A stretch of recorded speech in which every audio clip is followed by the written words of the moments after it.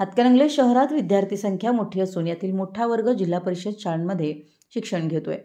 कुमार विद्या मंदिर, कन्या विद्या मंदिर, उर्दू प्राथमिक व माध्यमिक शाळा, माध्यमिक विद्यालय, अंगणवाडी इत्यादी शाळा शहरातील मध्यवस्तीत 5 तिकडी येथे असून सद्यस्थितीत या शाळांमध्ये मोठी दुरावस्था असल्याचं प्रहार जनशक्ती पक्षाच्या वतीने गट शिक्षणाधिकारी यांच्या निदर्शनास आणण्यात आलं। कक्षाधिकारी श्रीत मुरमुरे यांच्याकडे सदर प्रश्नांविषयी चर्चा करण्यात आली। जिल्हा परिषद शाळांची दयनीय अवस्था असल्यानं विद्यार्थी व पालकांमध्ये याविषयी प्रचंड नाराजी आहे।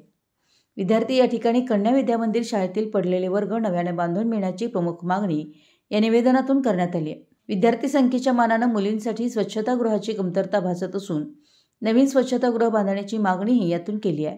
याचबरोबर शाळेच्या सुरक्षेसाठी तटरक्षक भिंतीची उंची वाढवणे, प्रशस्त CCTV कॅमेऱ्यांची सुविधा, पिण्याच्या पाण्यासाठी फिल्टर व हँडवॉश स्टेशन, मुबलक वीज पुरवठा व त्याचा खर्च, स्वच्छतागृहाची दैनंदिन साफसफाई, विद्यार्थ्यांना मुबलक पाठ्यपुस्तकं, बसण्यासाठी बेंचेस व खेळ सामग्री, डिजिटल शिक्षणासाठी वर्गनिहाय LED TV आणि शाळेचं रंगकाम डागडुजी करण्याची मागणी करण्यात आली आहे।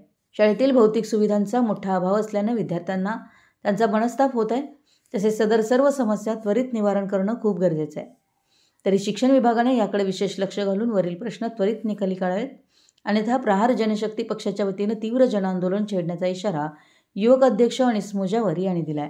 यावेळी प्रहार संघटनेचे महिला शहर प्रमुख सौ संमती टोपन्नावर, तानाजी चोपडे, मिलिंद प्रभू, अलानूर मुलानी, मेहमूद मुजावर, इम्रान मुजावर, शिवसेना उबाठा गट शहर उपप्रमुख अर्जुन जाधव, शेतकरी संघटनेचे बाहुबली बमण्णावर आदी उपस्थित होते।